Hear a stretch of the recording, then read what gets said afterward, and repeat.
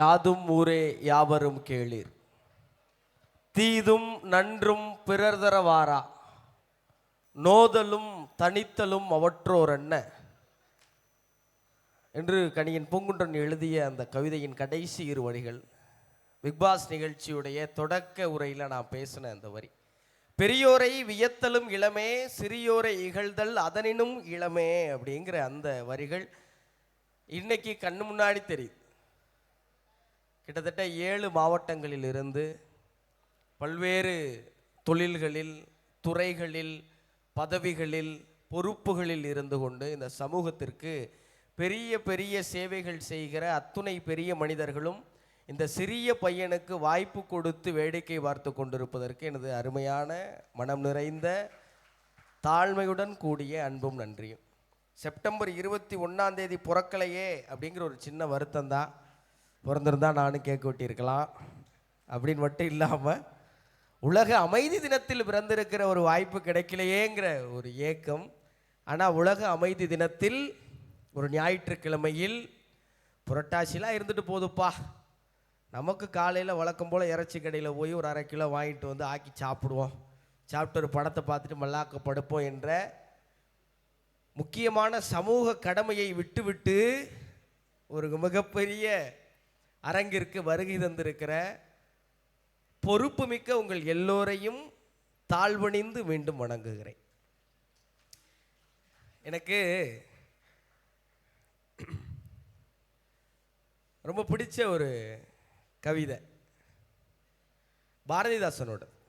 படி சங்கத்தமிழ் நூலைப்படி, முறைப்படி நூலைப்படி, காலையிற்படி கடும்பகல் படி, மாலை இரவு பொருள்படும்படி, கற்பவை கற்கும்படி வள்ளுவன் சொன்னபடி கற்கத்தான் வேண்டும், அப்படி கல்லாதோர் வாழ்வதெப்படி, அறம்படி பொருளைப்படி, அப்படியே இன்பமும் படி, இறந்த தமிழ் நான்மறையும் பிறந்ததென்று சொல்லும்படி, அகப்பொருள்படி அதன்படி புறப்பொருள்படி, புகப்புக படிப்படியாய் புலமை வரும் என் சொற்படி, சாதி எனும் தாழ்ந்தபடி நமக்கெல்லாம் தள்ளுபடி, சேதி அப்படி வந்தபடி தீமை வந்துடுமே மறுபடி மறுபடி, பொய்யிலே கார்படி புரட்டிலே முக்கார்படி, வையகம் ஏமாற்றும்படி வைத்துள்ள நூட்களை ஒப்புவது எப்படி, தொடங்கையில் வருந்தும்படி இருப்பினும் ஊன்றிப்படி, அடங்கா இன்பம் ஆகும் என்ற சான்றோர் சொற்படி, படி சங்கத்தமிழ் நூலைப்படி, முறைப்படி நூலைப்படி என்று தமிழ் படித்ததன் ஒரே காரணத்தினால் இங்கே வாய்ப்பு கிடைத்திருக்கிறது. அதற்கும் என் மொழிக்கு நன்றி. கன்னி தமிழ் பேசும் கன்னியாகுமரியில் ஒரு சின்ன பையன், கன்னி பையன் சொல்ல, ஆனால் திருமணமாகல தப்புல, உங்களுக்கெல்லாம் சொல்ல சொல்ல இனிக்குதடா அப்படின்னு சொல்லியிருக்கிறாங்க. சொல்ல சொல்ல இனிக்கணும்னா, அது உங்களுக்கு இனிக்கணும்னா நான் ஒரு 3 வாட்டி ரோட்டரி ரோட்டரி ரோட்டரின்னு சொல்லிட்டு போய் உட்கார்ந்துடலாம். ஆனாலும் கூட இந்த தமிழையும் ரோட்டரியையும் இணைச்சு அது தருகிற இனிமையை, அது தருவதாக நான் நம்புகிற உண்மையை உங்களுக்கெல்லாம் சொல்லணும்னு நினச்சேன். ரொம்ப நேரம் எடுத்துக்க மாட்டேன், அப்படி தான் எல்லா மேடையிலையும் போய் சொல்லுவேன். அந்த பொய்யை உங்களுக்கு சொல்லிடுறேன். ஏன்னா பேச்சாளருக்கு ஒரு வியாதி இருக்குது. இந்த ரோட்டரி நான் நிறைய மேடைகள் போகிறோம், பள்ளிகளில், கல்லூரிகளில், நிறுவனங்களில், கார்ப்பரேட்டில், பொது நிகழ்வுகளில், கிராம நிகழ்வு, எல்லா இடங்களும் போகிறோம். இந்த ரோட்டரி மக்கள் மட்டும் மற்ற பார்வையாளர்கள் மாதிரி இல்லவே இல்லை. அவங்க பார்க்கும்போதே நம்மளை ரொம்ப உன்னிப்பாக பார்ப்பாங்க. என்னடா பேச போகிற அப்படிங்கிற மாதிரியே பார்ப்பாங்க. ஏன்னா நம்ம பேசுறது ஏதாவது பாயிண்ட் நல்லா இருந்தால் அவங்க பயன்படுத்திக்கிடுவாங்க. அது ஒரு நல்ல பண்பு நம்ம ஆட்கள்கிட்ட. நானும் அப்படி நிறைய பயன்படுத்தியிருக்கேன். அது இங்கே ஒரு பக்கம் ரொம்ப உன்னிப்பாக கேட்குற கூட்டம். இப்போ ரொம்ப உன்னிப்பாக கேட்குற கூட்டத்தை சுவாரஸ்யப்படுத்துறதுங்கிறது சகஜமாக இருக்கிறவங்கள ஈர்த்துடலாம். இந்த எதிர்பார்க்காம படம் பார்க்க வாங்கன்னு சொல்லுவாங்கல்ல, அவங்கள ஈஸியாக சாட்டிஸ்ஃபை பண்ணலாம். எதிர்பார்த்து படம் பார்க்க வர்றவங்களை சாட்டிஸ்ஃபை பண்ணுறது சுலபமே கிடையாது. அப்படி எதிர்பார்த்து படம் பார்க்க வந்திருக்க உங்களை எப்படியாவது இம்ப்ரெஸ் பண்ணு இல்லையா? பேச்சாளர்களுக்கு இருக்க சிக்கலை சொல்லிடுறேன். தென்கட்சி ஐயா சொல்லுவார், ஒரு நல்ல கேட்குற கூட்டம் உங்களை மாதிரி ஒரு கூட்டம் கிடைச்ச உடனே ஒரு பேச்சாளர் ரொம்ப நேரம் பேசிகிட்டு இருந்தாராம். அவருக்கே தெரிஞ்சிருச்சா ரொம்ப நேரம் ஆயிடுச்சுன்னு. நான் வாட்ச் கட்டிட்டேன், அந்த பேச்சாளர் வாட்ச் கட்டலை. ரொம்ப நேரம் கழித்து சொல்லியிருக்காரு, என்னை மன்னிச்சிருங்க, நான் ரொம்ப நேரம் பேசிகிட்டு இருக்கேன், வாட்ச்சு கட்ட மறந்துட்டேன் அப்படின்னே கூட்டத்திலேருந்து ஒருத்தர் எந்திரிச்சு கோபமாக சொன்னாராம், வாட்சத்தையும் பார்க்கல, பின்னாடி இருக்க காலண்டரையாவது பார்த்துருக்க கூடாதடா அப்படின்னா. அப்படி நல்லா கேட்குற கூட்டம்னா பேசி கரெக்டாக நீங்கள் ரொம்ப உஷாராக லஞ்ச் அவருக்கு முன்னாடி பேச விட்டுருக்கீங்க. ஏன்னா உங்களுக்கும் பதிச்சிடும், எனக்கும் பதிச்சிடும். அதுக்கு மேலே உங்களை நான் பிடிச்சி வச்சுக்க முடியாது. ஒரு பேச்சை கேட்குறதுங்கிறது வரம் யாருக்குங்கிறது இருக்கு. பேசுகிற ஆளுக்கா கேட்குற ஆளுக்கா? பேசுகிற ஆளுக்கு வரமா இருந்தால் சிரமம், கேட்குற ஆளுக்கு வரமா இருந்தால் நல்லது. ரொம்ப சின்சியரான பேச்சாளர் என்னை மாதிரி ஒரு கிராமத்தில் பேசுகிறக்கா போயிருக்காரு. போகிற வழியில் ட்ரெயின் ஏதோ பிரச்சனையாகி நின்றுச்சு. நேரத்துக்கு போயிடணும் அப்படின்னு அடித்து பிடிச்சி போயிருக்கார். போனால் காட்டுக்குள்ளே ஒரு புலி மறிச்சிருச்சான். புலி மறிச்சு உன்னை சாப்பிட போகிறேன்னு இருக்கு. புலி மறிச்சா என்ன பேச்சுவார்த்தை நடத்தும். எஸ்கியூஸ் மீ, மே ஈட்டியூன்னு கடிதம், சும்மா ஒரு கதைக்கா, நான் உன்னை சாப்பிட போகிறேன். இவர் சொல்லியிருக்கார், ஏய் புலி என்னை சாப்பிடாத, நான் ஒரு கூட்டத்துக்கு பேச போயிட்டுருக்கேன், போயிட்டு திரும்பி வரும்போது வேணா என்னை சாப்பிட்டுக்கணுன்னே புலி மறந்துருச்சு. அவ்வளோ சின்சியரான ஆளா நீ, வரும்போது சாப்பிடவா? அப்படி என்ன நீ பேசிடுவேன், நீ பேசுகிற கேட்க என்ன அப்படி என்ன கூட்டாங்கன்னா, நான் வேணா பேசி காட்டவான்னு புலிக்கிட்ட ஒரு வாய்ப்பு கேட்டிருக்கார். எங்கே பேசு அப்படின்னு புலி ஒரு ஆரம்பிச்சிருக்கார். இந்த அருமையான காட்டில் இருக்கும் மான்களே, மயில்களே, புலிகளே, குயில்களே, கரடிகளே, குரங்கு குட்டிகளே அப்படின்னு வட்ட பேசியிருக்காரு. புலி மயக்க மூடி கீழே வந்துருச்சு. விழுந்த உடனே ஒரு ஓடி இருக்காரு, தெரிச்சு ஓடி இருக்காரு. ஒரு 2 கிலோமீட்டர் ஓடி திரும்பி பார்த்துருக்காரு. புலி வரல. அப்பா தப்பிச்சோண்டா அப்படின்னு நினச்சிருக்காரு. இப்போ புலி லேசாக கண்ணை திறந்து பார்த்துச்சான். அது நினைச்சான், நல்ல வேளை தப்பிச்சோம்டா, மயக்கம் போட்ட மாதிரி நடிச்சதுனால போனேன், என்னென்னா பேசி கொலையா கொண்டிருப்பான்டா. அப்போ ஒரு பேசுகிற கருத்து மட்டும் இல்லை, பேச்சு இனிமையாக இருக்கணும். இனிமையாக இருக்கணுங்கிறக்காக எஸ்பிபி குரல் எடுத்துக்கிட்டு யாரும் வர முடியாது. என்கிட்ட இருக்க கீச்சு குரலை வச்சு தான் நான் ஏதாவது செஞ்சுட்டு போகணும். இந்த தமிழ் சொல்லுகிற இலக்கணங்களுக்குள் ரோட்டரி எப்படியாக அடங்குகிறதுங்கிறதா அந்த சுவாரஸ்யம்.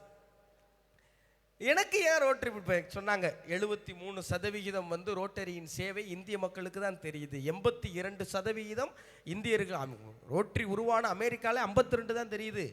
ஆனால் ரோட்டரியை பின்பற்றுகிற இந்தியாவில் 82% மக்களுக்கு ரோட்டரி தெரிகிறது. ஏன் ரோட்டரி எல்லாரும் தெரியுது அப்படின்னா, ஒரு சின்ன உதாரணம், மயிலாடுதுறையில் ஒரு ரோட்டரி அமைப்பில் பேச போகிறேன். பிக் பாஸ்க்கெலாம் முன்னாடி அவங்க செஞ்ச சாதனைகள்லாம் சொல்கிறாங்க. ரத்தம் கொடுத்துருக்கோம், கோவிட் டயத்தில் நிறைய பேருக்கு உதவி செஞ்சுருக்கோம் அப்படின்னு ரோட்டரி செய்கிற எல்லாத்தையும் சொல்லிக்கிட்டே வராங்க. அதில் என்ன இம்ப்ரெஸ் பண்ண ஒரே ஒரு காட்சி, அது காணொலிப்படுத்தியிருக்காங்க. ஒரு சிக்னல், மயிலாடுதுறையிலையோ இல்லை சிதம்பரம் மாதிரி ஏதோ ஒரு ஊர், ஒரு நடுத்தர நகரம்.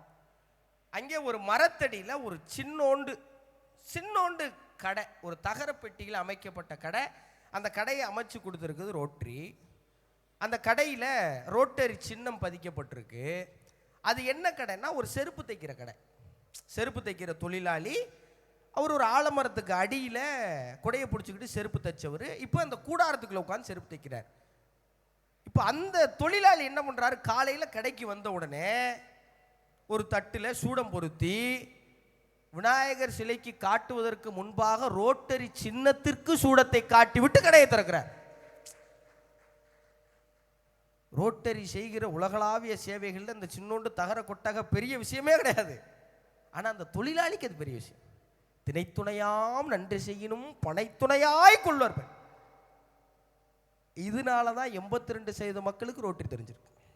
ரோட்டரி யாருக்கெல்லாம் செஞ்சா வெளியே தெரியுமோ அவர்களை தேடி செய்யறதில்லை இந்தியாவில்.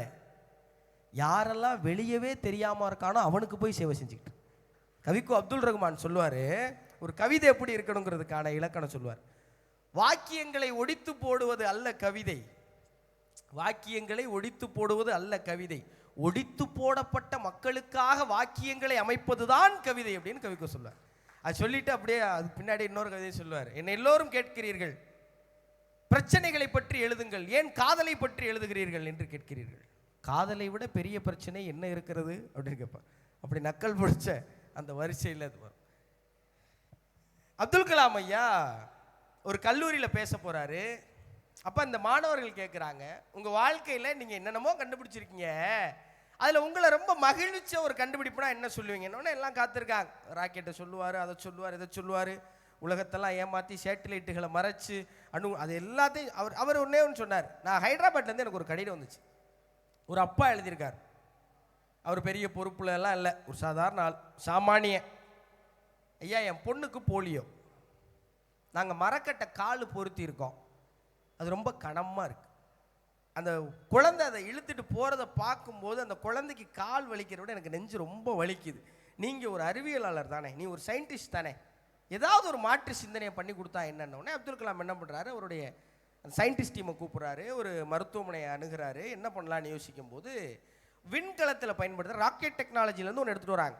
ஃபைபர் இன்ஃபோர்ஸ்டு பிளாஸ்டிக்னு பேர். இந்த விண்கலம் மேலே பறக்கும்போது எடை குறைவாக இருந்தால் தான் ரொம்ப தூரம் போகும், அதே நேரம் உறுதியாகவும் இருக்கணும். இப்போ எடை குறைவாகவும் உறுதியாகவும் இருக்கிற அந்த ஃபைபர் இன்ஃபோர்ஸ்டு பிளாஸ்டிக்கை ஏன் செயற்கை காலு கொடுக்கக்கூடாது அப்படின்னு ஒரு சிந்தனை வரும். அதை கண்டுபிடிக்கிறாங்க, அந்த குழந்தைக்கு பொருத்துறாங்க. அந்த எடை குறைவான செயற்கை காலை பொருத்தி கொண்டு அந்த குழந்தை சக குழந்தைகள் போல் ஓடி விளையாடுவதை கண்ட அந்த தருணம் என் வாழ்வின் மகிழ்வான தருணம்னு அப்துல் கலாம் ஐயா சொல்றார். இதை உலகுக்கு கொண்டு சேர்க்காத வழி செஞ்சிருச்சு ரோட்டரி. ஏன்? அப்துல் கலாம் கண்டுபிடிச்ச அந்த கண்டுபிடிப்பு எதுக்கு? போலியோக்கு.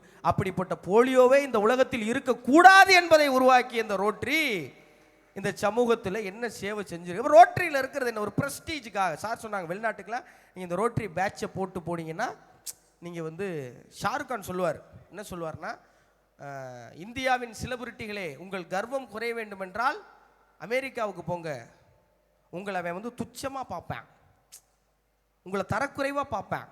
நான் யூஎஸ் போயிருந்தேன், ஒரு 20 நாள் போயிருந்தேன். அப்போ ஒரு நம்ம நினைக்கிறோம்ல, அமெரிக்காவில் இருக்காங்க சொந்தக்காரங்க, அவங்க ஒரு ராஜ வாழ்க்கை வாழ்கிறாங்கன்னு, அந்த மாதிரி சொன்னிச்சு. நான் காரை கொஞ்சம் ஓவர் ஸ்பீடாக போய் லெஃப்ட்டில் நிப்பாட்டிட்டேன்னா அங்கே இருக்கிற போலீஸ்காரன் முதல்ல என் number plate, licence, visa, passport, green card எதையும் பார்க்க மாட்டேன், முதல்ல என் கலரை பார்ப்பேங்கிறாங்க. அந்த அம்மா முதல்ல எதை பார்ப்பேன்? முதல்ல நீங்கள் என்ன வேணா இருங்க, அமெரிக்காவோட சிஇஓ, அமெரிக்காவில் கூகுளோட சிஇஓ சுந்தர் பிச்சையாக கூட இருக்கு, முதல்ல வந்தோடனே அவன் எதைத்தான் பார்க்குறேன். இதை கண்ணார பார்த்தேன் நான் அமெரிக்காவில். இன்னமும் 2025 அமெரிக்காங்கிற உலக பொருளாதாரத்தில் ஒரு மண்ணும் கிடையாது. இன்னமும் அங்கே நிறவெறி அப்படியே தான் இருக்கு. இன்னமும் அங்கே நிறவெறி அப்படியே தான் இருக்கு. அப்படிப்பட்ட ஒரு நாட்டில் கூட சார் சொன்ன மாதிரி நீங்கள் ஒரு ரோட்டரி பேட்சோடு போனீங்கன்னா நிறத்தோடு பிற விஷயங்களையும் பார்க்கிற போது அந்த ரோட்டரி சின்னம் உங்களை மதிப்புமிக்க மனிதராக எங்கோ இருக்கிற ஒரு வெள்ளையண்டையும் காட்டுச்சு. அப்போ இந்த ப்ரெஸ்டீஜுக்காக நம்ம ரோட்டரியில் இணைஞ்சிக்கலாமா? இந்த ப்ரெஸ்டீஜ் அந்த பெருமைக்காக தானா? ரொம்ப அழகாக ஒரு தமிழ் பேர் வளிமம்னு வச்சுருந்தாங்க. வளிமம் பார்க்குறப்போ ரொம்ப நெகிழ்ச்சியாக இருந்தது. ஏன் வளிமம் அப்படின்னு நான் யோசிச்சு பார்க்குறேன். எல்லாரும் அதில் ஒரு ஒரு ஒரு அது வட்டம் கிடையாது, ஒரு கோலம் கிடையாது, அப்படியே சுற்றி போட்டு அதில் 3 மரம் வச்சுருக்குறாங்க. பச்சை கலரு, மஞ்சள் கலரு, ஒரு ஆரஞ்சு கலரில் 3 மரம் வச்சுருக்குறாங்க. என்ன அந்த ஒரு வட்டத்தை வளைச்சு போட்டு அதில் 3 மரம் வச்சுருக்காங்கன்னா, இந்த வளிமண்டலம், இந்த வளிமண்டலத்தில் என்ன இருக்குது? காற்று இருக்குது, எங்கும் நீர்க்கமர நிறைந்து இருக்கிற காற்று. அந்த காற்றில் என்ன இருக்குது? ஆக்சிஜன் இருக்குது, கார்பன் டை ஆக்சைடு இருக்குது, என்னென்னமோ இருக்குது. சுவாசிச்சா ஒரே நொடியில் உயிர் போகிற விஷவாயுக்களும் இருக்குது. அதில் இந்த ரொட்டேரியன்ஸ் என்ன வாங்க இருக்கிறாங்க? அவங்க இந்த மஞ்சள் கலரு, பச்சை கலரு, ஆரஞ்சு கலரில் இருக்கிற மாங்குரோவ் காடுகளில் வெறுமனே ஆக்சிஜனை மட்டும் உற்பத்தி செஞ்சு இந்த மனித குலத்திற்கு நன்மை பயக்கிற ஆக்சிஜன்களாக இருக்கிறோம். அதாங்க இந்த வளிமரத்தில் இருக்கிற 82% மக்களுக்கு தெரிஞ்ச ரொட்டேரியன்ஸுங்கிற ஒரு வளிமத்தை நீங்கள் உருவாக்கி இருக்கிறத பார்க்குறப்போ ரொம்ப மகிழ்ச்சியாக. சரி, தமிழ் என்ன சொல்லுது? தமிழில் இலக்கணம் இருக்குது. எதுக்கு இலக்கணம் இருக்குது? எழுத்து இலக்கணம் இருக்குது, சொல் இலக்கணம் இருக்குது, பொருள் இலக்கணம் இருக்குது. இப்போ மைக்க பிடிச்சா என்ன வேணால் பேசலாம்னு தமிழ் சொல்லலை, என்ன பேசணும்னு சொல்லிடு, எப்படி பேசணும்னு சொல்லிடு. வள்ளுவர் சொல்றாரு, கேட்டார் பிணிக்கும் தகைவாய் கேளாரும் வேட்பு மொழிவதாம் சொல்லு அப்படிங்கிற.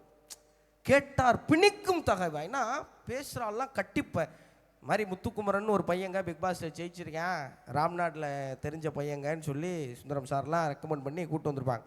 அதில் 4 பேர் சொல்லியிருப்பாங்க, ஏங்க பெரிய நிகழ்ச்சி பண்ணுறான், சின்னூண்டு பையன் இவனை கூப்பிட்டு என்னங்க பண்ண போகிறான், சினிமாக்காரெலாம் எங்கே கூப்பிட்றீங்க, இப்போ இதெல்லாம் இருக்கும்ல.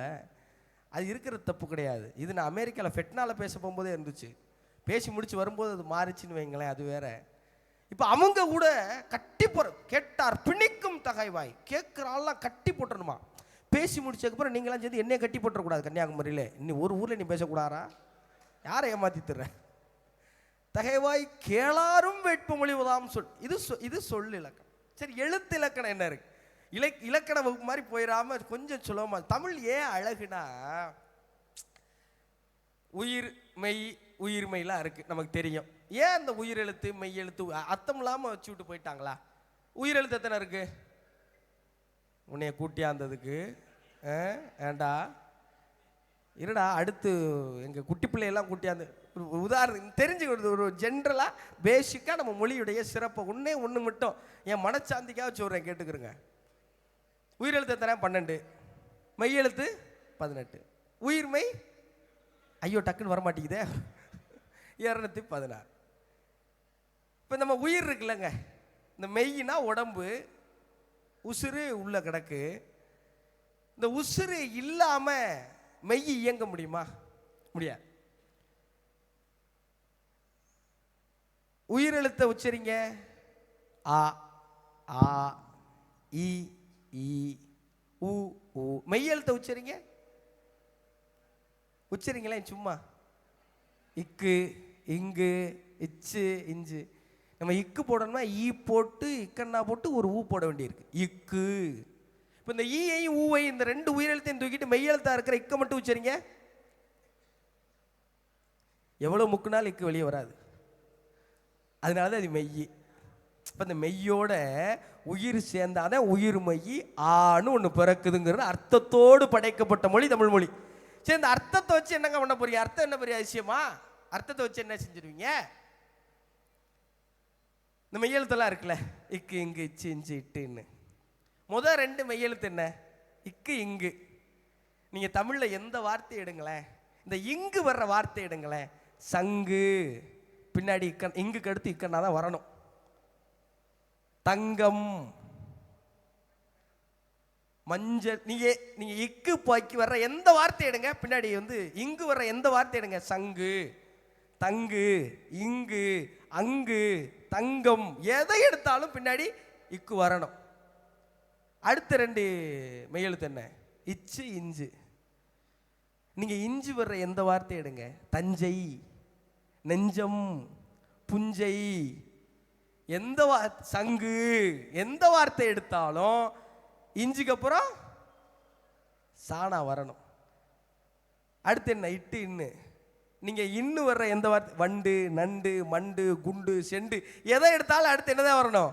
இட்டு தான் வரணும். சரி, இதுல என்ன லாபம்? சரி, நல்லா இருக்கு, கேட்கறதுக்கு நல்லா இருக்கு. இக்கு அடுத்து இஞ்சு தான் வருது, இச்சுக்கு அப்புறம் இஞ்சு தான் வருது, இட்டுக்கு அப்புறம் இன்னு தான் வருது. இதுல என்ன லாபம்? இந்த வார்த்தைகள் உச்சரிப்பதற்கு உங்களுக்கு சிரமம் கொடுக்காது. சிரமம் கொடுக்காதனால என்ன நடக்குது? பாகை மாணிக்க வேலுநாயக்கர்னு ஒருத்தர் மூச்சு மானின்னு ஒன்று கண்டுபிடிச்சு உலக மொழிகளிலே உச்சரிப்பதன் மூலம் குறைவான காற்றை வெளியேற்றி மனித வாழ்வின் ஆயுளை நீட்டிப்பதற்காக கண்டுபிடிக்கப்பட்ட ஒரே மொழி தமிழ் மொழின்னு கண்டுபிடிச்சுங்க. நீங்க லேகியம் சாப்பிட்டு அதிக நாள் உயிர் வாழ்றது, மருந்து சாப்பிட்டு அதிக நாள் உயிர் வாழ்றது, மைக்கேல் ஜாக்சன் மாதிரி ஆக்சிஜனை சுவாசித்துக் கொண்டே தூங்குகிற ரகசிய தூங்கும் பெட்டி, தமிழ் பேசினா ரொம்ப நாள் உயிர் வாழலான்னு என்னைக்கும் நம்மால் கண்டுபிடிச்சிட்டாங்க. இந்த தமிழ் இருக்குல்ல, இப்படி எழுத்துக்கும் சொல்லுக்கும் பொருள் வகுத்த தமிழ் இருக்குல்ல, இது ஒரு பொருள் இலக்கணம் வகுக்குது. அது என்ன சொல்லுதுன்னா, ஒரே ஒரு வார்த்தை சொல்லு. என்ன? அறம் செய்ய விரும்பு. இவ்வளவுதான். நீங்க தமிழ்ல இருக்கிற எல்லாத்தையும் எடுத்துங்களேன். அது சொல்ற ஒண்ணு அறம் செய். என்னங்க அறம் செய்ய விரும்புறா? என்ன அறம் செய்ய? நல்லவனா இருக்கணும், அதானே சொல்லுவோம். அறம் செய்ய விரும்புறா என்ன? நல்லவனா இருக்கணும். யாருங்க நல்லவன்? எவ்வளவு அடிச்சாலும் தாக்குறான், ரொம்ப நல்லவன் சொல்லிட்டாயப்பா. இன்னைக்கு அப்படி ஒரு இமேஜ் வந்துருச்சுல. நல்லவனா யாரு? இழிச்சா பையன். நல்லவனா ஏமாந்துடுறவன். நல்லவனா அப்பாவி. நல்லவனா பரிதாவி. இப்படிலாம் இருக்குல்ல. நல்லவனா இது இல்லாம வேற ஒன்று இருக்கு, இது இல்லாத வேற ஒன்று இருக்கு. என்ன அப்படிங்கிற கேள்வி. நல்லவனை கண்டுபிடிக்கிறது ரொம்ப சின்ன விஷயம் கிடையாதுங்க. இப்போ ஒரு கதை சொல்லுவாங்க, ஊர்ல ஒரு கிராமத்தில் பயங்கரமான மழைன்னா அடிச்சு ஊத்தி வெள்ளம் கரை புரண்டு ஓடுது. என்ன பண்றதுன்னு யாருக்கும் தெரியல. கிராமத்தில் இருக்கிற ஒரு வயசான ஆள் சொல்லியிருக்காரு, எப்பா நம்ம ஊரில் எவனோ பாவம் செஞ்சவன் இருக்கான், கிளப்பி விடுவாங்கல்ல, எதுவுமே தெரியலன்னா எதையா கிளப்போம், எவனோ ஒரு பாவம் செஞ்சவன் இருக்கான், அவன் யாருன்னு கண்டுபிடிச்சா எல்லாரும் பொழைச்சிடலாம் அப்படின்றாங்க. அது எப்படி அவனை மட்டும் கண்டுபிடிப்பீங்க? எல்லாரும் இந்த மாதிரி ஒரு மண்டபத்தில் கூட்டிட்டாங்க. ஒரு 150 பேர் இருக்க கிராமம், எல்லாரும் மண்டபத்தில் கூட்டிட்டாங்க. தூரத்தில் ஒரு பனைமரம் இருக்கு, மழை கொட்டி தீர்த்துக்கிட்டு இருக்கு. இப்போ ஒவ்வொரு ஆளாக போய் அந்த பனைமரத்தை தொட்டுட்டு வரணும். ஏன்? மழை பெய்யும் போது மரத்துக்கிட்ட போனால் என்ன ஆகும்? நனையாம இருப்போமா? இடி இடிக்கும். மழை பெய்யும் போது மரத்துக்கிட்ட போனால் என்ன ஆகும்? இடி இடிக்கும். அதுவும் பனைமரம்னா இடியை வேகமாக இழுக்கும். அவன் ஒருத்தன் மட்டும் போய் சேர்ந்துடும், நம்மளாம் தப்பிச்சிடலாம். அப்படி ஒரு கொடூரமான ஐடியா கொடுத்துருக்காரு அந்த ஆள்.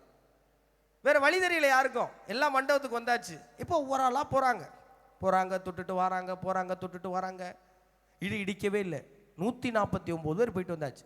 கடைசியில் என்ன மாதிரி ஒரே ஒரு ஆள் நிற்கிறான். போ மனசு வருமா? விடலை. எல்லாம் பிடிச்சி தள்ளுறாங்க. ஏய் நீ போய் தொட்டே ஆகணும். நடுங்கிக்கிட்டே போய் மரத்தை தொட்டதான் தாமதம். டமால்னு விழுந்துருக்கு இடி மண்டபத்தில். வெம்பூரா போயிட்டான். ஆக இந்த நல்லவன் யாருன்னு கண்டுபிடிக்கிறலாம் இருக்குல்ல, ரொம்ப சிரமமான காரியம். ஏன்னா இங்கே வாழ்றதே பெரிய சிக்கல். ஒரு ராஜா என்ன பண்ணாராம், அந்த ஊர்ல சிறந்த வீரன் யாருன்னு கண்டுபிடிக்க நினைச்சாராம். ஊர்ல சிறந்த வீரன். ஒரு போட்டி, பெரிய குளம் வெட்டியிருக்காரு. இந்த மேடையிலேருந்து அந்த கடைசி வரைக்கும் வச்சுங்களேன், எவ்வளோ பெரிய குளம் வெட்டி அதில் விஷ பாம்பு, முதலை, விஷ செடி எல்லாத்தையும் போட்டு அனௌன்ஸ்மெண்ட். இந்த நாட்டிலே சிறந்த வீரன் யாருங்கிறத கண்டுபிடிக்கிறதுக்கான போட்டி. இந்த குளத்தை எவன் நீந்தி கடக்கிறானோ அவன் தான் சிறந்த வீரன். அவனுக்கு 100 ஏக்கர் நிலம் தர்றேன், இல்லையா 1000 ஆடு தர்றேன், அதுவும் இல்லைன்னா என் பொண்ணே தர்றேன் இருக்காரு. அது ராஜகுமாரி, அழகு. பிக்பாஸ் நிகழ்ச்சியில் நான் ஒரு தடவை லேடி கட்டை போட்டேன். யாராவது பார்த்தீங்களா?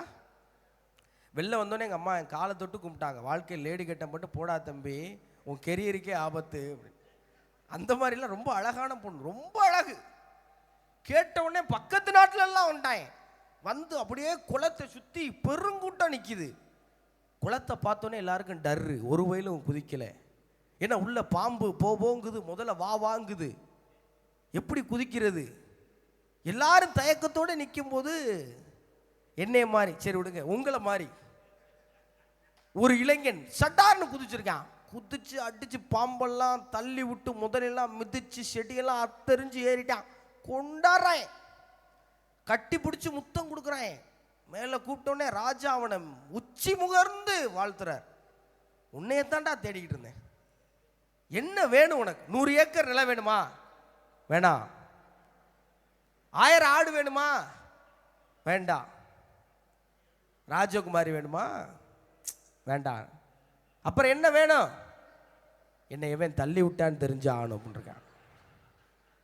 எவனோ அவனை தள்ளி விட்டுருக்காங்க, அதுல தப்பிச்சு எங்கேயோ. இது அவனோட கதை கிடையாது, நம்ம எல்லாருடைய வாழ்நாள் கதையும் திறமை அப்படித்தான். அது கல்லூரியா இருக்கலாம், திருமண வாழ்க்கையா இருக்கலாம், தொழிலா இருக்கலாம். நாடாடா வந்து குதிச்சேன், எவனோ தள்ளி விட்டாங்க, நீந்திக்கிட்டு இருக்கேன். இப்படி விஷப்பாம்பு முதல்ல விஷச்செடிக்கு மத்தியில் நல்லவனாவும் எப்படிங்க வாழ்றது? இப்போ இந்த கேள்வி இருக்குல்ல. ஏன்னா ரொட்டேரியன்ஸ்னா நல்லவங்கன்னு உலகம் நம்புது, நம்மளும் நம்புகிறோம். அப்படிலாம் இல்லைங்கிறாங்க அங்கே. நான் நம்புகிறேன், விடுங்க. அப்படி என்ன நல்லவனா என்ன? புத்தர்கிட்ட கேட்டாங்க, இப்போ நல்லவன் கெட்டவன் யாருங்கிறதுல பெரிய குழப்பம் இருக்குங்க. நீங்கள் இந்த உலகத்தில் எதுக்குமே ஜட்ஜ்மெண்ட் கொடுக்க முடியாதுல்ல. ஜேகே தான் சொல்லுவார், நான் எதற்கும் வெட்கப்பட போவதில்லை, எல்லா தவறுகளும் அந்தந்த நேரத்து நியாயங்களேன்னு சொல்லுவார். இங்கே இது சரி அது சரி எதுவும் கிடையாது. 3 பேர் போய் ஒரு முனிவர்கிட்ட கேட்டாங்களா, ஐயா இந்த உலகத்தில் எது சரி எது தப்பு சொல்லுங்க அப்படின்னாங்களாம். முனிவர் 3 பேரையும் புஷ்பரக விமானத்தில் ஏற்றிருக்காரு. ஏற்றி வானத்தில் பறந்து கூட்டி போயிருக்காரு. வாங்க காட்டுறேன். காட்டுக்குள்ளே ஒரு மான் குட்டி போட்டு குட்டியெல்லாம் விட்டுட்டு இறத இடம் வந்திருக்கு. ஒரு புலி குட்டி போட்டு அதுவும் இறத இடம் வந்திருக்கு. இப்போ இந்த புலி மானை அடித்து சாப்பிட்டுருச்சு. இப்போ இந்த முனிவர் கேட்டிருக்காரு, இப்போ நீங்கள் ஒரு காட்சி பார்த்தீங்கல்ல, ஆமாம் 2 குட்டி போட்டிருக்கு, மானு புளியை சாப்பிட்டுருச்சு, இதில் எது சரி எது தப்புன்னு கேட்டிருக்காரு.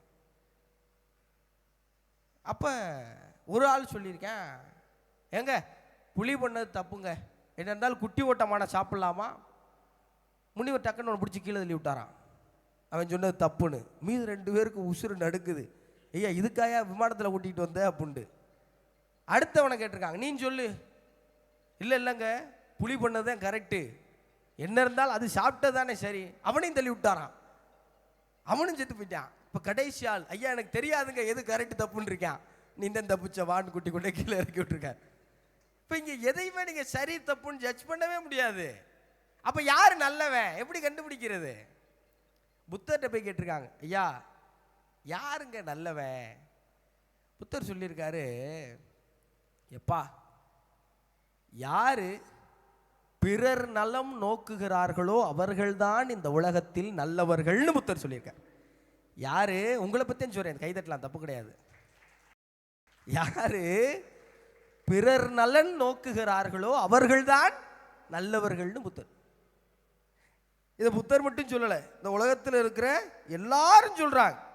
நல்லார் ஒருவர் உளரேல் அவர் பொருட்டு எல்லோருக்கும் பெய்யும் மழைன்னு வள்ளுவன் சொல்லுது இல்லை.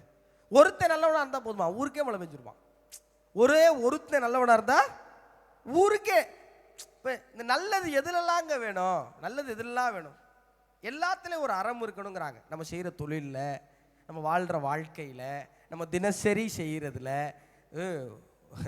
ஒரு பிஸ்னஸில் என்னங்க அறம் அப்படின்னு கேட்டால், ஒரு இளைஞன் MBA முடிச்சுட்டு வந்திருக்கேன். அவங்க அப்பா சொல்லியிருக்காரு, எப்பா என் ஃப்ரெண்டு பால் பிஸ்னஸ் பண்ணி பெரிய கோடீஸ்வரனாக இருக்கேன், நீ அவன்கிட்ட போய் பிஸ்னஸ் கற்றுக்கிட்டீங்கன்னா அது எந்த பிஸ்னஸ்க்காக இருந்தாலும் நீ அப்ளை பண்ண கரெக்டாக இருக்கணுன்னே போய் பார்த்துருக்காரு. அவர் வாப்பா சம்பவமேனா ரேட்ப்பா, நான் யாருக்கும் சொல்லாத ரகசியத்தை உனக்கு சொல்கிறேன், என்ன இருந்தாலும் என் ஃப்ரெண்டோட பையன், நல்லா கவனிச்சுக்க. 4 பாயிண்ட்டு தான் சொல்லுவேன்.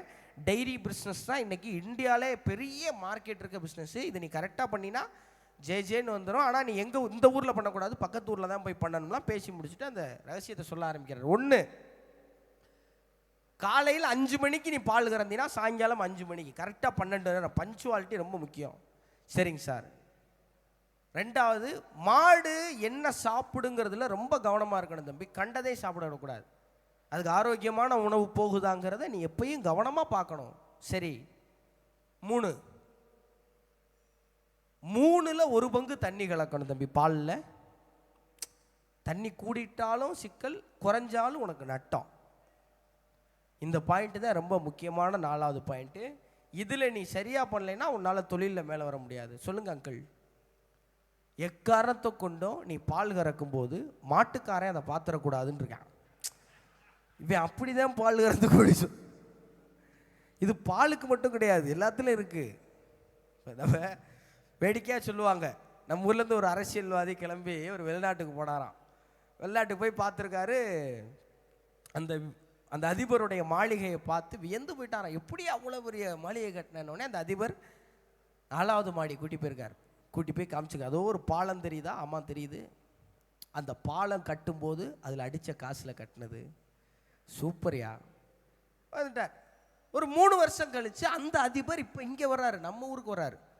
வந்து இவர் வீட்டை பார்த்தோன்னே அவருக்கு தலை சுற்றிருச்சு, கிருகிருன்னு ஆயிடுச்சு.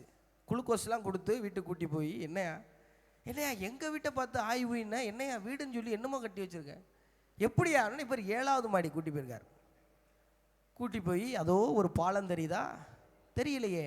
பாலம் வந்திருக்கணும், அதுக்கு போல வீடு வந்துருச்சு. இந்த பிறர் நலன் நோக்குதல் நல்லவேங்கிறதுக்கெல்லாம் ஓரளவு உங்களுக்கு ஒரு ஐடியா கிடைச்சிருக்கும்ல. ரொம்ப சாதாரணம். நம்ம பெரிய அரசியல்வாதி பிஸ்னஸ் மேன் எல்லாம் விட்டுருவோமே. ஒரு கோடை விடுமுறை, ஒரு சின்ன பையன் வீட்டுக்கு, பாட்டி வீட்டுக்கு, இப்போ அந்த கல்ச்சர்லாம் காணாமல் போயிடுச்சுன்னு வைங்களேன், முன்னொரு காலத்துலன்னு வச்சுக்குவோம். பாட்டி வீட்டுக்கு போய் எதை முதல்ல சொல்லுவாங்க, முன்பெல்லாம் கிராமங்களில் பாட்டிகள் இல்லை, இப்போது கிராமங்களே இல்லை அப்படிம்பாங்க. போயிருக்கேன். பாட்டி என்ன பண்ணியிருக்கு, காலையில் கீரை விற்றுக்கிட்டு ஒரு அம்மா வந்திருக்கு. கீரை விற்றுட்டு, என்னம்மா கீரை? 2 கட்டு 10 ரூபாங்க.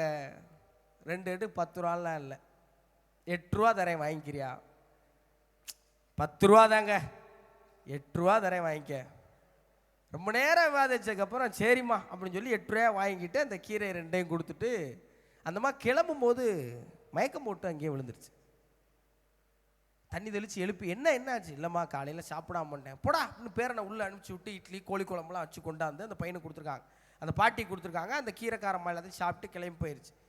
இப்போ பேரை முறைச்சிருக்கேன் அந்த பாட்டியை, ஏய் ஒழுங்கா 10 ரூபாய்க்கு கீரையை வாங்கியிருந்தீங்கன்னா 2 ரூபாயோடு போயிருக்கும். இப்போ இட்லி கோழி குழம்பு இன்றைக்கி ரேட்டுக்கு போட்டால் 100 ரூபா வரும், 98 ரூபா உனக்கு லாஸ் அப்படின்ட்டுருக்கான் பேரை. அப்போ அந்த அம்மா சொன்னாங்களாம், தங்கம் முதல்ல நான் ஒன்று பண்ணல, அது வணிகம், வணிகத்தில் மனிதம் கிடையாது.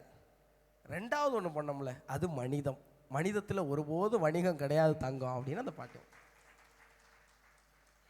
இப்போ இதை சொல்லிக் கொடுப்பதற்கான பாட்டிகள் இல்லாததுனாலோ என்னவோ இப்போது வருகிற பேரன்களின் பிஸ்னஸ் எல்லாம் ஒருபோதும் மனிதமில்லாமையே இருந்து விட்டு போகிறதுக்கு எனக்கு பெரிய ஆச்சரியமாக இருக்கும். என்ன இவ்வளவு கோடி சொத்து, அவ்வளவு கோடி சொத்து, அத்தனை லட்சம், என்ன செய்வாங்க, என்ன செய்ய முடியும்? இப்போ நம்மளும் உலகம் முழுவதும் பயணிக்கிறோம், பெரிய 5 நட்சத்திர விடுதிகள் போகிறோம்.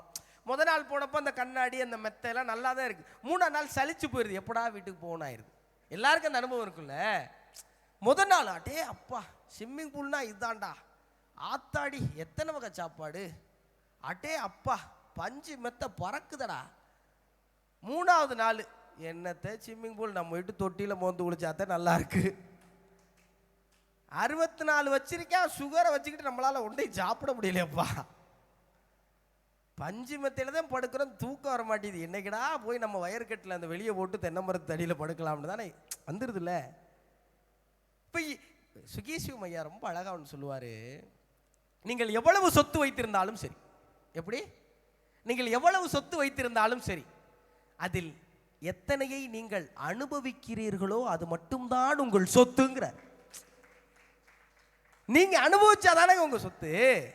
நீங்க அனுபவிக்காம, கலாம் ஐயா சொல்லுவார், உங்கள் குழந்தைகள் ஊனமாக இருந்தால் சொத்து சேர்த்து வையுங்கள், சொத்து சேர்த்து வைத்து குழந்தைகளை ஊனமாக்கி விடாதீர்கள்னு சொல்லு. நீங்க அனுபவிக்கிறதானே உங்க சொத்து. சரி, இந்த சொத்தை வச்சு என்ன மகிழ்ச்சியா இருந்துட முடியும்? சுகி அதான் சொல்ல, ஒரு ஊர்ல பெரிய கஞ்சன், பணக்காரர், ஆனால் கஞ்சன் கொடுக்கவே மாட்டார். அவர் ரோட்டில் சேரல, பாவம், கொடுக்கவே மாட்டார்.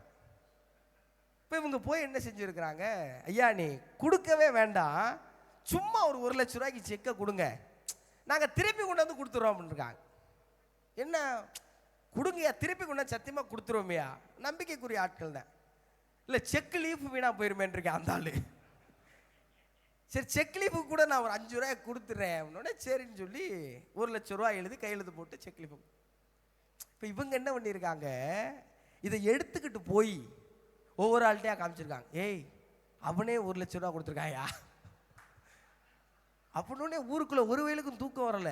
அவனே ஒன்றா அப்பனா 3 4 எல்லாம் கொடுத்துருக்காங்க, ஒரு நல்ல காரியத்துக்கு, ஸ்கேம்லாம் இல்லை. 3 4 எல்லாம் கொடுத்துருக்காங்க. கொடுத்து எல்லாம் வாங்கி சேர்த்ததுக்கப்புறம் கடைசியாக போய் ஐயா சொன்ன மாதிரியே இந்தாங்க திருப்பி வாங்கிக்கிறேங்க அப்படின்னு அவர் சொன்னாராம். இல்லை நீங்களே வச்சுக்கிறீங்க அப்படின்னாராம். ஏங்க? இல்லை எல்லாரும் ஃபோன் அடித்தாங்க, ஏயா நீயே 1 லட்ச ரூபா கொடுத்தியாம்ல அப்படின்னாங்க. இல்லை இன்னும் சொல்ல முடியல,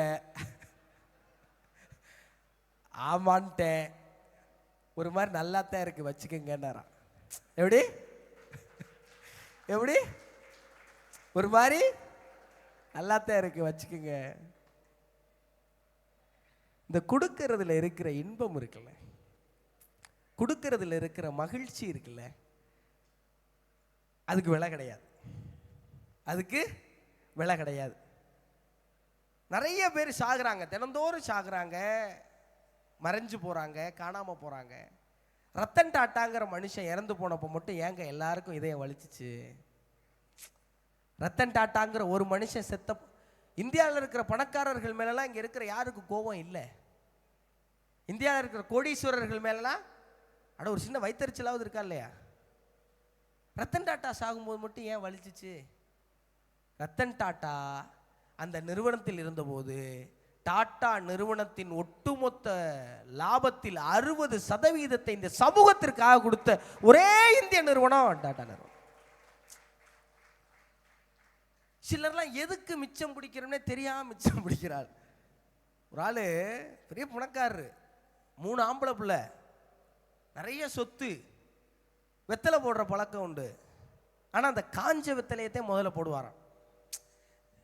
இது நீங்கள் ஒரு தடவை, இது ஒரு வியாதி, ஒரு தடவை அதுக்குள்ளே போயிட்டீங்களா இருந்து வெளியே வர முடியாது. ஏன்னா நீங்கள் காஞ்ச வெத்தலையை முதல் நாள் போட்டிங்கன்னா 2வது நாள் புது வெத்தலை காஞ்சி போயிடும், அப்போ அதை போடுவீங்க.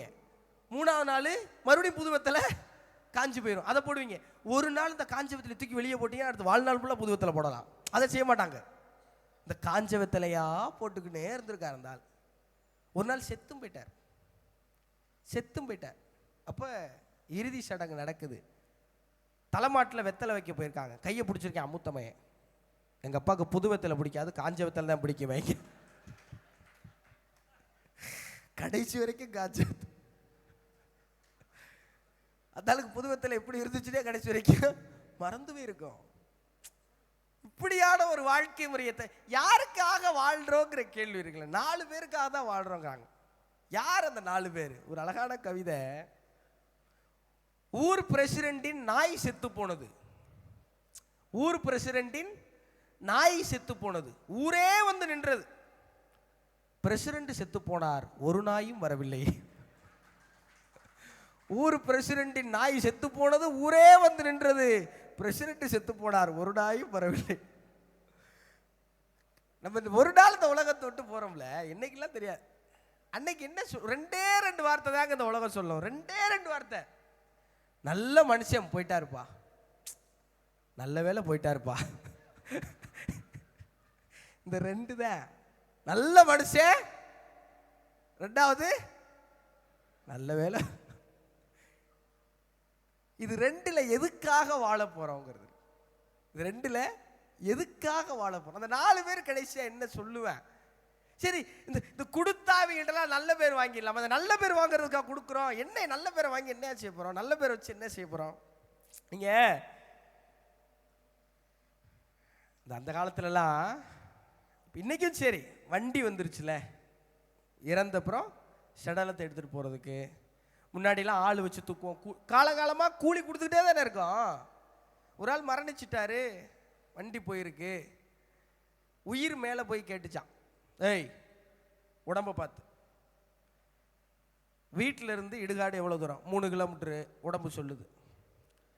உன்னை இங்கேருந்து இவ்வளோ தூரம் எடுத்துகிட்டு வர்றதுக்கு எவ்வளவு கொடுத்தாங்க வண்டி வாடகை? 1500 ரூபா. சரி, எத்தனை வருஷம் உயிர் வாழ்ந்த? 62. 62 வருஷம் உன்னை எல்லா இடத்துக்கும் தூக்கிட்டு போனேன்ல, எனக்கு என்ன வாடகை கொடுத்தேன்னு கேட்டுச்சான் உயிர். நியாயமான கேள்வியா இல்லையா? நீ வீட்டில் இருந்து இங்கே போகிறதுக்கு உனக்கு எவ்வளோ வாடகை கொடுத்தாங்க? 3500 ரூபா கொடு.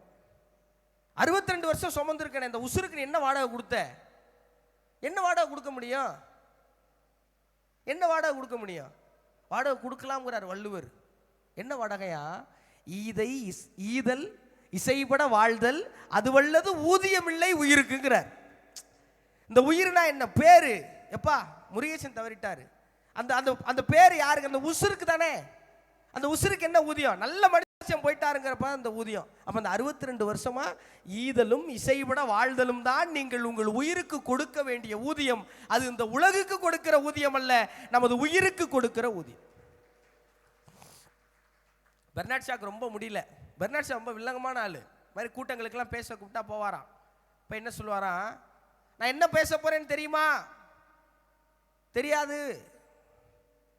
நான் என்ன பேச போறேன்னு தெரியாது, உங்ககிட்ட எல்லாம் பேசி என்ன ஒன்று போறேன்னு கோச்சிட்டு போயிடுவாராம். என்னடா வம்பா போச்சுன்னு மறுபடியும், என்ன பேச போறேன்னு தெரியுமா? எல்லாரும் தெரியும், அதே உங்களுக்கே தெரியுமே, அப்புறம் நான் அதுக்கு பேசிக்கிட்டு அப்படின்னு. இந்த வாட்டி விடக்கூடாது அப்படின்ட்டு ரொம்ப ட்ரிக்கா, நான் என்ன பேச போறது, எனக்கு என்ன பிரச்சனைனா, நான் ஆரம்பிக்கிற எல்லா கதையும் உங்களுக்கு தெரியும், அதுக்கு நடுவில் நான் அது தெரியாத மாதிரியே சொல்றேன் பாருங்க. யாராவது 1-2 பேருக்கு தெரியலன்னா தெரிஞ்சுக்கணும். நான் என்ன பேச போறேன்னு தெரியுமா? பாதி பேர் தெரியும் இருக்காங்க, பாதி பேர் தெரியாது அப்படின்னு இருக்காங்க. விவரமா இவர் என்னன்னு தெரியாதாலாம் தெரிஞ்சவன்ட்ட கேட்டு தெரிஞ்சுக்க அப்படின்ட்டு போயிட்டு இருக்காரு. பெர்னாட் ஷாக்கு உடம்பு சரியில்லை. பெர்னாட் ஷா உடம்பு சரியில்லை. டாக்டருக்கு ஃபோன் அடிக்கிறார். டாக்டர் ரொம்ப உடம்பு சரியில்லை, எந்திரிக்கவே முடியல, பெட்டை விட்டு நெஞ்செல்லாம் படபடங்குது, ஒரு டீ போட்டு என்னால் குடிக்க முடியல, ஒழுங்கா வந்து வைத்தியம் பாருங்க. ஏய் ஆஸ்பத்திரிக்கு வாயான்னு இருக்கார். யோ எந்திரிக்க முடியலங்கிறேன், ஆஸ்பத்திரிக்கு வாயா, கதவெல்லாம் திறந்தே வச்சிருக்கேன், முடியல வாயா.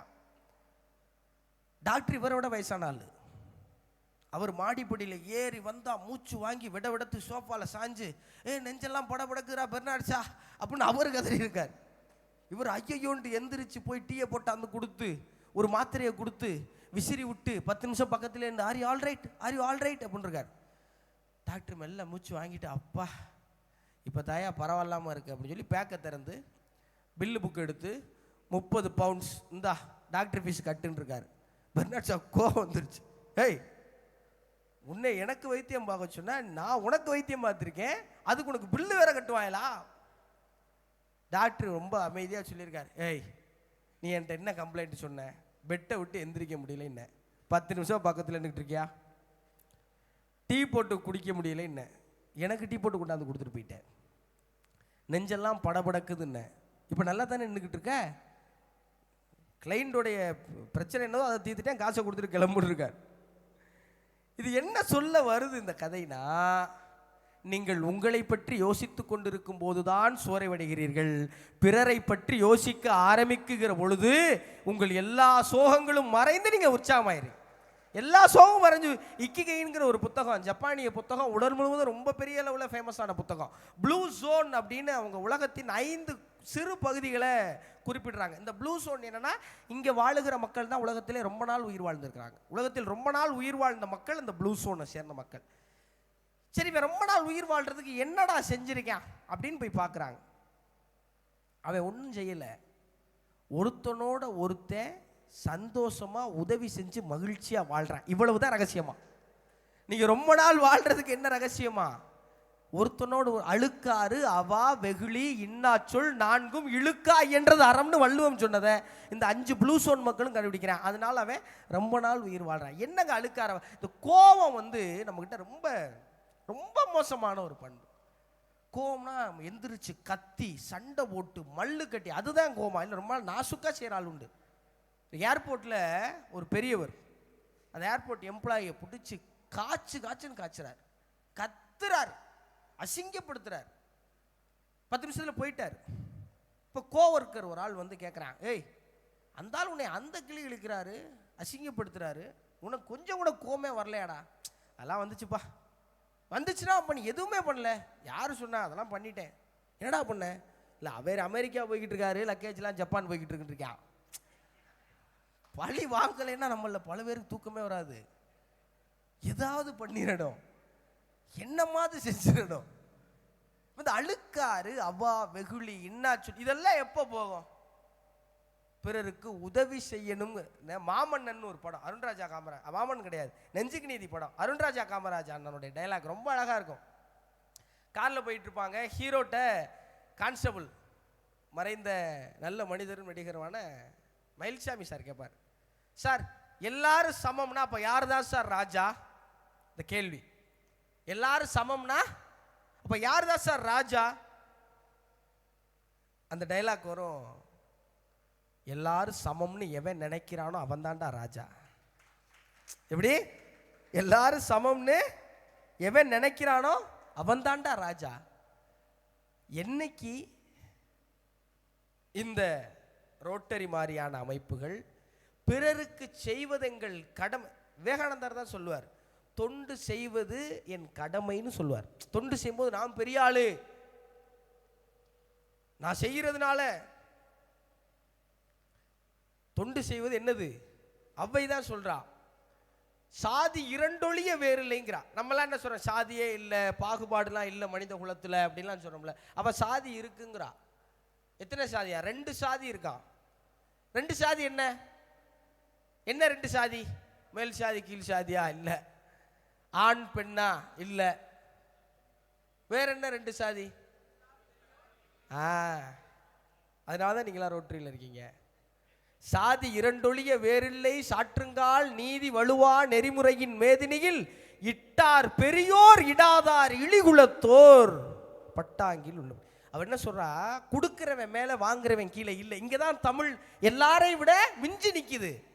கொடுக்கிறவன் மேல கீழே, வாங்குறவன் கீழே எல்லாம் கிடையாது. கொடுக்கிறவன் மேல கொடுக்காதவன் கீழே. எப்படி? கொடுக்கிறதுனா என்ன? கையில் இருக்கிறதெல்லாம் அள்ளி கொடுத்துட்டா நீங்க மேலையா? இல்லை. உங்க நேரத்தை நீங்க யாருக்கோ கொடுத்தாலே நீங்க மேலதான். உங்க அன்பை நீங்க யாருக்கோ கொடுத்தாலும் நீங்க மேலதான். உங்க அறிவை நீங்க யாருக்கோ கொடுத்தாலும் நீங்க மேலதான். காசு பணத்தை பொருளை என்ன இருக்கோ கொடுங்க. என்ன ஒன்றும் இல்லை. நேற்று லோயலா காலேஜில் ஒரு நிகழ்ச்சி முடிச்சுட்டு அங்கே ரிட்டன் கிஃப்டாக கொடுக்குறாங்க. ஒரு ஒரு பையி, அது ஏதோ ஒரு நிறுவனத்தோட இந்த மசாலா நிறுவனம். அதில் பார்த்தீங்கன்னா குலோப் ஜாமுன் மாவு, பச்சி மாவு, கோதுமை, ரவை என்னென்னமோ இருக்குது. அது ஒரு 8 கிலோ இருக்கும், தூக்க முடியாமல் தூக்கிட்டு வரேன். பிளாக் ஷீப் ஆஃபீஸ் போகிறேன். அதை ஓப்பன் பண்ணி உள்ளே என்ன இருக்குன்னு பார்க்கும்போது அந்த லிஃப்ட் ஆப்ரேட் பண்ணுற ஐயா, அவருக்கு ஒரு 65 வயசு இருக்கும். அவர் எட்டி பார்த்தார். ஐயா வீட்டில் யார் யார் இருக்காங்க? மனைவி ஒரு மகளும் இருக்காங்க போ அப்படின்னார். இந்தாங்க தீபாவளிக்கு வச்சுக்கோங்கன்னு கொடுத்தேன். எனக்கு செமையை யார் கையில கொடுத்துட்டா போதும்னு இருந்துச்சு. இதை தூக்கிக்கிட்டு நான் வீடு வரைக்கும் போக முடியாது. கொண்டு போய் கொடுத்தா எங்கள் அம்மா சந்தோஷந்தே போனேன். அம்மா இன்னைக்கு போனேம்மா, பரிசு கொடுத்தாங்கம்மா, பொருள் கொடுத்தாங்கம்மா. இன்னைக்கு வேற என்ன கொடுத்தாங்க? இந்த பையில மிளகா அப்படி கொடுத்தாங்க, அதை கூட முதல்ல. இது அம்மாக்களுடைய மனோநிலை, அதை நம்ம மாற்ற முடியாது. ஆனால் அவருக்கு இவ்வளவுதாங்க, இவ்வளவுதான். உங்ககிட்ட என்ன இருக்கோ அதை கொடுத்துட்டீங்கன்னா போதும். யாருக்கெல்லாம் கொடுக்கணும்? தெருவில் போகிறவங்க, எதுக்க வர்றவங்க, வீதியில் பார்க்குறவங்க. முதல்ல இதை வீட்டிலிருந்து தொடங்கணுங்கிற வேண்டுகோளை மட்டும் இங்கே வச்சுட்டு நான் விடைபெறணும்னு நினைக்கிறேன்.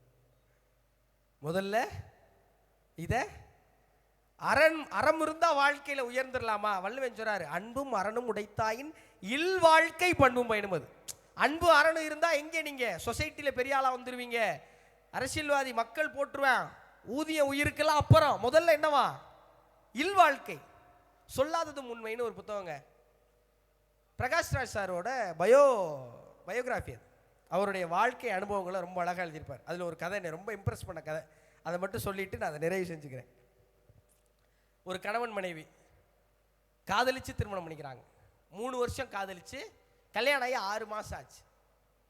ஒருத்தருக்கு ஒருத்தரை பிடிக்கல, வெறுப்பாக இருக்கு.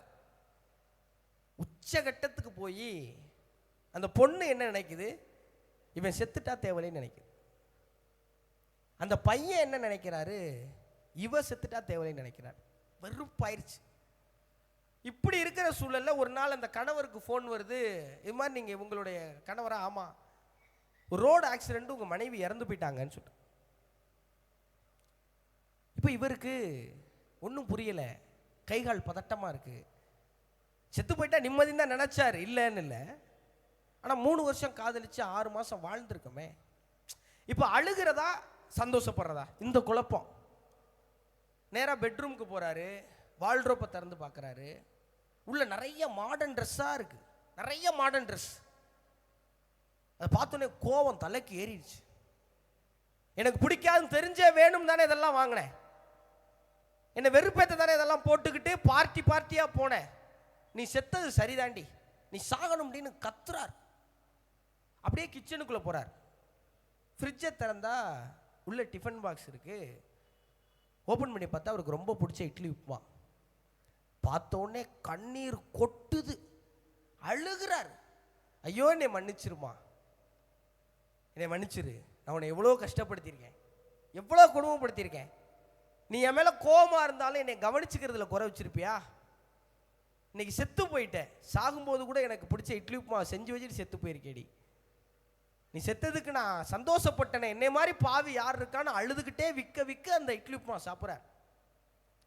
சாப்பிட்டு முடிக்கும் போது அந்த டிஃபன் பாக்ஸில் கடைசியாக ஒரு சின்ன பேப்பர் எழுதி ஒட்டியிருக்கு. ஐ எம் சாரி, இது நீ பிடிக்கும்னு செஞ்ச உப்புமா இல்லை, உன்னை பிடிக்கலன்னு செஞ்ச உப்புமா, கொஞ்சமாக விஷம் கலந்துருக்கேன், 2 நிமிஷத்தில் செத்துருவேன்னு எழுதியிருக்கு. இப்போ 2 டிக்கெட்டு அவுட்டு, 2 டிக்கெட்டும் அவுட்டு. நண்பர்கள் பேசிக்கிட்டாங்களாம், அவங்க உடல்கள் வேணா இன்னைக்கு செத்துருக்கலாம், ஆனால் அவங்களுடைய உயிர் 6 மாதம் முன்னாடியே செத்துருச்சுன்னாங்க. என்று 2 தம்பதிகளுக்கு இடையே அன்பு சாகிறதோ அன்று அவர்களும் செத்து விடுகிறார்கள் என்பதுதான் நிதர்சனமான உண்மை. இந்த சமூகத்தின் மீது அதிகமான அன்பு வைத்திருக்கிற என்னருமை ரோட்டரி பெருமக்களே, ரோட்டரியில் ஒரு சிக்கல். கணவன் ரோட்டரியில் ஆக்டிவாக இருந்தால் மனைவி பிடிக்காது, மனைவி ஆக்டிவாக இருந்தால் கணவனுக்கு பிடிக்காது. இந்த உண்மையை உடைச்சி பேசுறதுக்கு எனக்கு ஒரு இடமும் கிடையாது. 2 பேரும் ஒன்றா சேர்ந்து வந்தாங்கன்னா அவங்க தான் மாரல் கப்புள்ஸ். அப்படி கிடைப்பதற்கு அரியது எங்கேயாவது 1-2 இடத்துல தான் நடக்குது. இங்கேயே அப்படி பார்க்கறதுல மகிழ்ச்சி. அந்த கணவன் மனைவி நீங்கள் செய்கிற சேவை யாருக்கானதுங்கிறத கணவனையோ மனைவியோ ஒரு முறை கூட்டி போய் காட்டி அவர்களையும் மகிழ்வுபடுத்துகிற மாதிரி இந்த சமூகத்துக்கு செய்யுங்க. அவங்களையும் மகிழ்வுபடுத்துகிற மாதிரி இந்த சமூகத்துக்கு செய்யுங்க. அவங்களுக்கு அது பிடிச்சி போயிடும். அது யாராக இருந்தாலும் சரி, பெண்கள் தான் ஆண்கள் தான்லாம் கிடையாது. அன்னைக்கு நம்ம சார் சொன்ன அந்த பிரச்சனை தீர்ந்துடும். ரோட்டரினா என்ன, எல்லாம் சேர்ந்து தண்ணி அடிப்பாங்க அதானே அப்படிங்கிற அந்த வருத்தம் அந்த நாள் தீர்ந்துடும். இனிக்க உங்களுக்கு என்ன சொல்லணும்னு தெரியல. ஒரே ஒரு குறளை சொல்லிட்டு நிறைவு செய்கிறேன். வள்ளுவர் தான் இதையும் சொல்றார். உடம்போடு உயிரிடை என்ன மற்றென்ன மடந்தையோடு எம்மிடை நட்புங்கிறார். ஒரு கணவன் மனைவிங்கிறவங்க உடம்பும் உயிரும் மாதிரி இருக்கணுமா. உயிரும் மெய்யும் சேர்ந்தாதான் உயிரெழுத்து பிறக்குங்கிற மாதிரி மடந்தையோடு எம்மிடை கல் உறவு மனைவி எதுவும் சொல்லலை. அந்தால் நட்புன்னா உலகத்திலே கணவன் மனைவி உறவை நட்போடு ஒப்பிட்ட ஒரே மொழி தமிழ் மொழி. அந்த தமிழ் மொழி நமக்கு கற்றுக் கொடுப்பது பண்பாடு. பண்பாடு என்பது வேற எதுவும் இல்லை, பண்படுவது. பண்படுவதனால் அறம் பிறக்கிறது, அறம் பிறந்தால் ரோட்டரி போன்ற அமைப்புகள் பிறக்கிறது. அதன் மூலம் இருக்கும் நீங்கள் இந்த சமூகத்திற்கான மனிதர்களாக இருப்பதற்கு மீண்டும் ஒரு முறை நன்றி கூறி விடைபெறுகிறேன். நன்றி, வணக்கம்.